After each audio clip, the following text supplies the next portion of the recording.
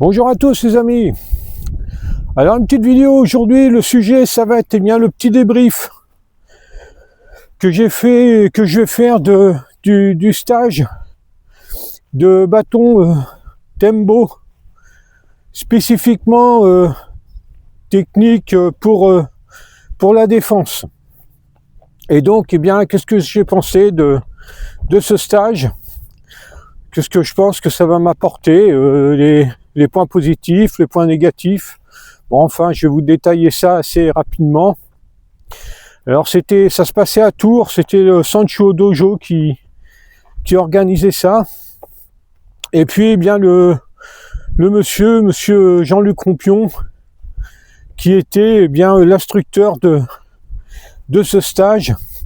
Alors, ça a été une découverte pour moi, hein, parce que, bien sûr, bon, j'avais quelques petites notions en bâton.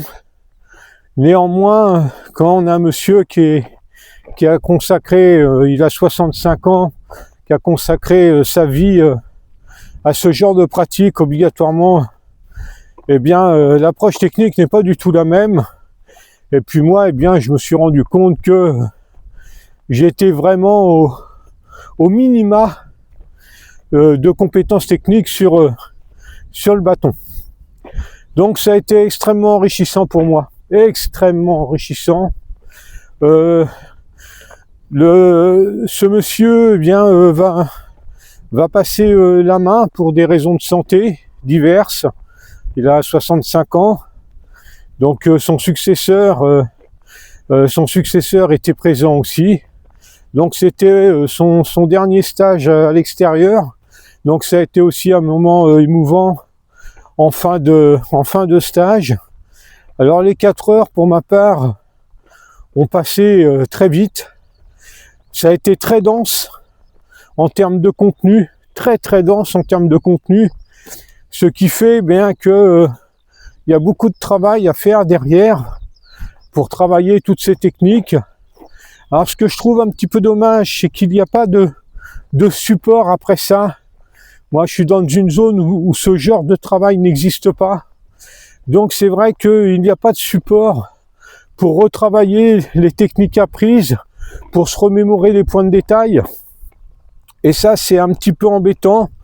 Donc, il va falloir faire des recherches personnelles pour pouvoir, eh bien, retravailler les choses, les revoir en visuel. Donc, voilà, ça demande une recherche personnelle après derrière. Néanmoins, eh bien, les techniques étaient en grande majorité, pour moi, extrêmement crédibles. Alors, j'ai eu la chance d'avoir un partenaire qui venait de plusieurs années de MMA.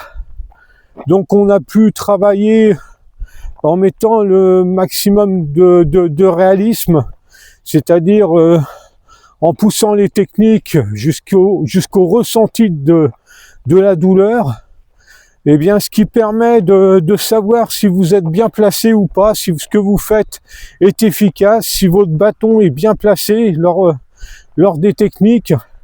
Et ça, c'est un point extrêmement important à prendre en compte, parce que évidemment, si on y va trop doucement, eh bien, et que le partenaire joue trop le jeu, eh bien, je pense que la technique que l'on fait, elle peut être faussée parce qu'on ne se rend pas vraiment compte si on la fait bien ou pas. Donc là, ça a été un point important sur l'appréciation que j'ai eue de ce stage, d'avoir pu avoir un partenaire vraiment en adéquation avec ma façon de travailler. Bon, bah, ça a été une chance, c'était tombé comme ça. Et ça a été super. Des gens avec une grande ouverture d'esprit, parce que je rappelle quand même un fait, hein, on est dans le véritable art martial. Faut pas oublier, hein,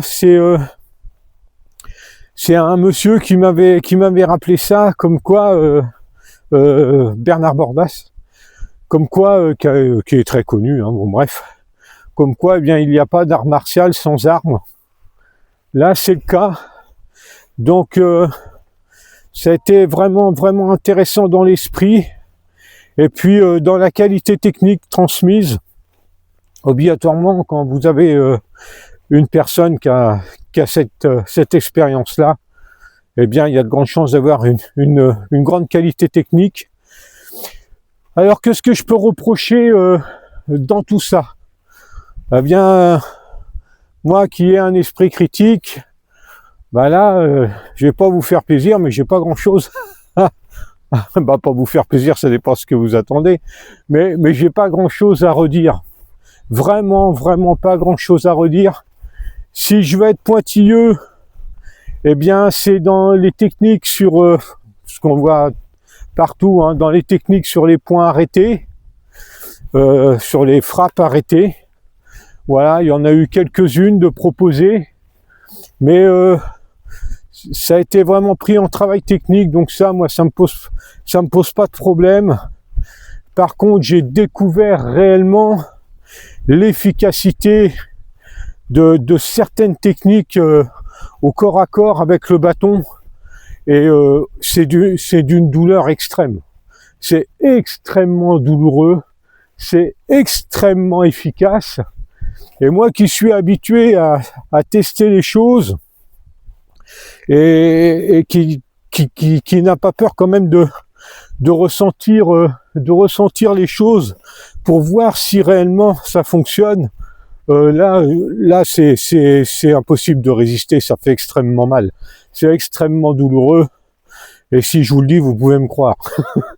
Et donc la conclusion de ça, une expérience extraordinaire, avec des gens extraordinaires, une qualité technique, il y avait tout ce qu'il fallait en fait pour avoir un stage très bien réussi.